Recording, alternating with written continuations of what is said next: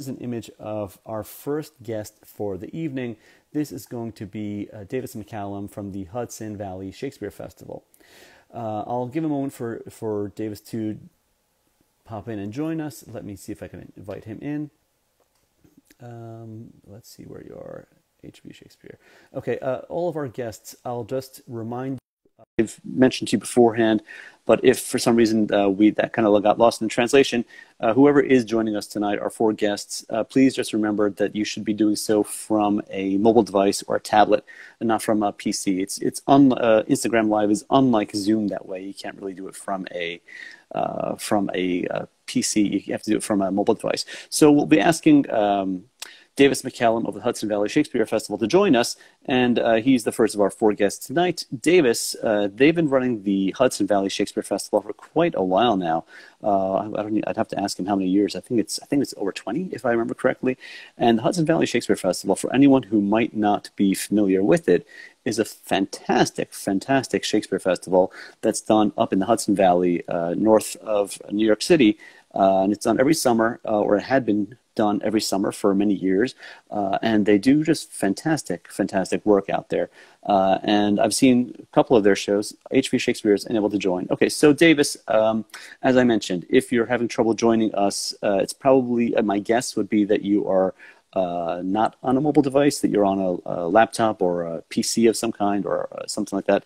If you can jump onto your iPhone, your Android, your tablet, whatever, and join us that way, that's a more surefire way to be able to get on. So as I continue to talk up, Davis, let me see if I could invite him on this way. Davis, let's try go live with you. Let's try it this way.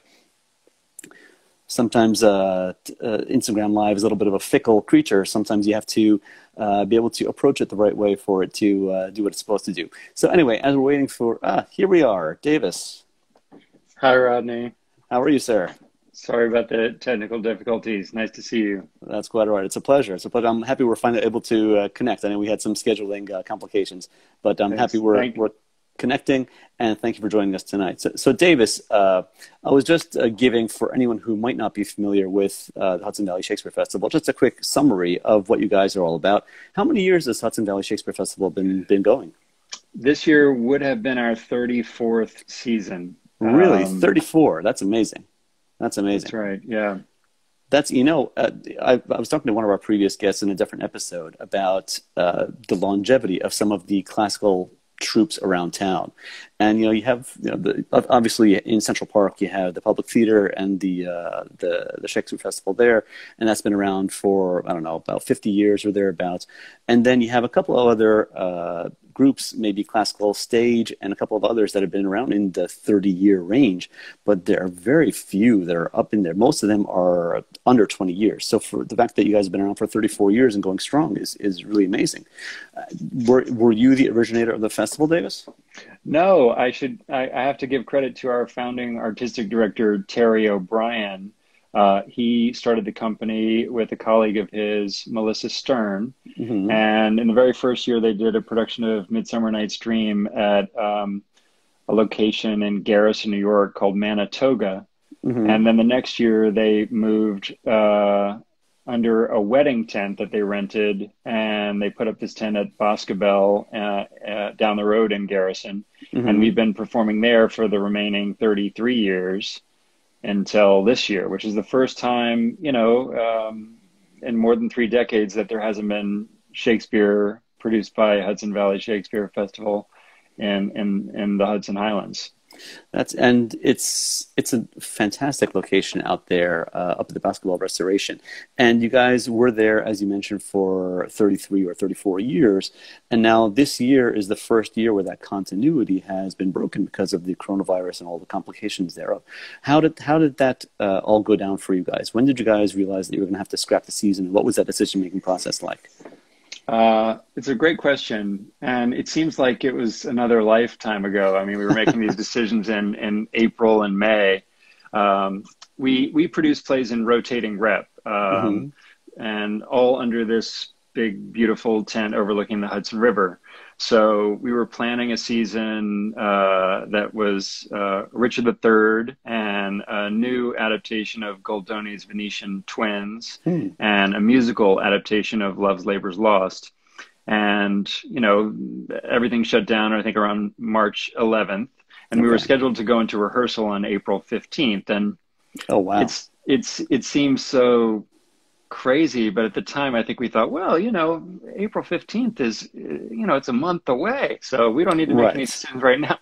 But then immediately we figured out, oh, we're not going to go into rehearsal on April 15th, so we postponed for a month, and then we cut a show and said we'll just do 2 shows. And at that point, you know, we still had tickets on sale, and you know, we decided to try and be as transparent as we could with our audience and say, look, we really don't know whether we're going to be able to have a season, but if we do, you know, you can buy a open air flex pass, which is a kind of term we invented for something kind of halfway between a gift certificate and a ticket. It just felt disingenuous to keep selling tickets when we couldn't, you know, kind of back it up with anything close to a guarantee that we would be able to put on a show. But the hardest part of it was canceling the whole season altogether, you know, because it just meant loss of work for so many artists who were counting on it. Yeah, and I remember that period of time between mid-March and mid-April, where it was just the beginning of the lockdown. Not even I guess it was the lockdown started in mid-March, and people were kind of uncertain, and everyone kind of had this feeling, all right, well, you know, it'll last a month, and then we'll all be back on our feet, and we'll be back running. But then all of a sudden, it just kept on getting more and more. I don't know about if invasive is the right word, just more. Complete of a lockdown of how complete things were. So when you scrapped the season, then what did you all do with that period of time, and how did that transition into what ended up being at the end of the summer season, the HVSF 2 series? Well, I should say we knew at the time that we had this really big news that we were working on, where in the last, this news has been public for almost 2 weeks now, that we were going to be receiving a gift of a permanent home for the Hudson Valley Shakespeare Festival, and that we would be moving there in 2022. So we had this very kind of split screen experience of, on the one hand, the real, you know, grief over canceling a season, and then just the opposite side of that coin being this real excitement and energy about what was to come 2 seasons from now. Right. So it was almost a schizophrenic experience to make it through a day, because we were working on these 2 things simultaneously. And then the third thing we were working on is migrating our reading series and our community playwriting workshops onto Zoom. And I was very proud of the work that we did on Zoom this summer. We did readings of 3 adaptations of classics, Agatha Christie and John Milton and Shakespeare, by Heidi Armbruster, Will Power, and Aaron Shields. And I thought they were all really cool. And you know, I only wish that we could, you know, see them in front of a live audience. Well, talk to me about that. Talk to me about what it's like as a producer and a director preparing those materials in what had for so many years been a theatrical presentation, where you have your actors, you have a stage, and you have an audience, and you have that feedback, that energy that comes right back at you when you're doing that live performance. How do you pivot from doing that into doing that online presentation, that distanced, that mediated presentation online? You know, I don't think we all know the answer to that yet. You know, we're kind of muddling through. I'm speaking we as the American theater, or really the theater period. At the Hudson Valley Shakespeare Festival, our work is so focused on the relationship between the actors and the audience and the text. There's almost nothing else there except for possibly a 4th element, which is the landscape. So it was a really weird experience to try and capture that sense of spontaneity and playfulness and have it filtered through technology. But we did this reading of Aaron Shield's no, it was actually Heidi Armbruster's, which is a world premiere adaptation that we had commissioned of a novella by Agatha Christie. And about 20 minutes into the show, there was some kind of technical issue with the Zoom stream to Vimeo. Oh, goodness. And, and then the show just stopped. And, somebody put up a slide that said, technical difficulties, please hold on. Oh, boy. And for the first 30 seconds, I was like, oh, no, this is terrible. And then I just thought, this is actually the most live thing that I've seen on Zoom theater so far. It was kind of like when something goes wrong in real life theater. Everyone Right. just kind of wakes up. Right. And, the stream was populated with people saying, what's going on? When will they start? Where will they pick it back up? I was so compelled by the story. What's happening? Like boom, boom, boom, boom, boom, all in the chat. And I thought, this is okay. We're all experiencing the same thing together, which is the key thing about being in the theater. Right.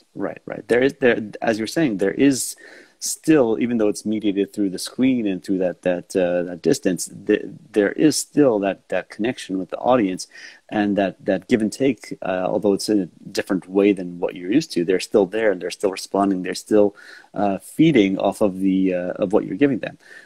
So now these presentations, you're saying this is part of something that you guys do on a yearly basis outside of the annual Shakespeare? Yes, every year we do readings of plays that are either related to the main stage season or supporting artists that we're excited about, or having a look at plays that we might one day program under the tent, or just supporting projects that we think are some in one way or another kind of Shakespeare related or Shakespeare adjacent.